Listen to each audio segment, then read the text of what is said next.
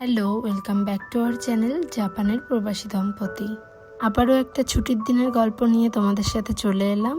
ছুটির দিনে বিকেলে সমস্ত বাঙালি খাবার দাবার নিয়ে আমরা গিয়েছিলাম জাপানের আতশবাজি প্রদর্শনীর উৎসব দেখতে, যাকে জাপানিজ ভাষায় বলা হয় হানাবি। তাহলে চলো ভিডিওটা শুরু করি।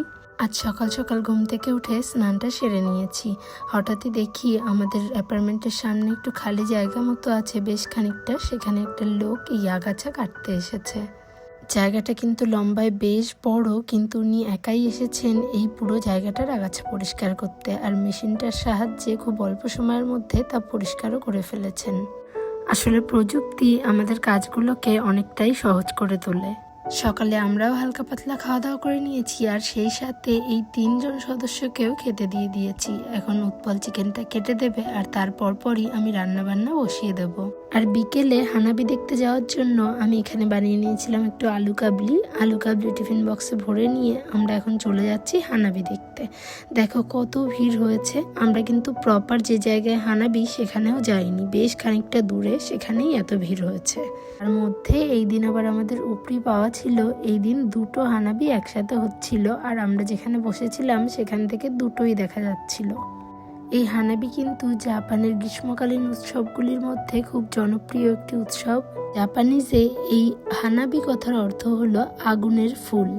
এই হানাবি উৎসবের পেছনে কিন্তু বেশ একটা করুণ ইতিহাস রয়েছে। যদি কখনো জানতে চাও তোমরা, আমি ভিডিওর মাধ্যমে জানাবো। যাই হোক, এখন আমরা বিভিন্ন খাবার দাবার আস্তে আস্তে বের করছি, আর মাঠে বসে ঠান্ডা ঠান্ডা হাওয়ার মধ্যে হানাবি দেখতে দেখতে সেগুলো এনজয় করছি।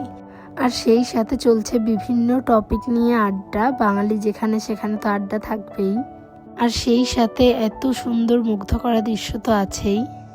জাপানিজরাও কিন্তু এই হানাবি দেখতে খুব পছন্দ করে। যেখানেই হানাবি হোক তার আশেপাশে প্রচুর প্রচুর ভিড় হয়ে যায় জাপানিজদের। আমাদের তো আগেই বলেছি আমরা বেশ খানিকটা দূরে বসেছি, কিন্তু যে জায়গায় আর কি হানাবি হয় তার আশেপাশে কিন্তু মেলা, বেশ দোকানপাটও আসে। পরে যদি কখনো যাই আবার তোমাদের সাথে শেয়ার করব। আর সেই প্রপার জায়গাগুলোতে যে পরিমাণে ভিড় হয় সেটা দেখলেই বোঝা যায় জাপানিজদের এই উৎসবটা কতটা প্রিয়। আমি এই উৎসবটা প্রপারলি একদম 2বার দেখেছি, তো এখন এই উৎসবটা আমারও বেশ প্রিয় বলতে পারো। যাই হোক, তাহলে আজকের ভিডিওটা এখানেই শেষ করছি। Thanks for watching. ভিডিওটি ভালো লাগলে অবশ্যই লাইক, কমেন্ট, শেয়ার এবং চ্যানেলটা সাবস্ক্রাইব করে দিও। আজকের মতো বাই, দেখা হচ্ছে নেক্সট ভিডিওতে।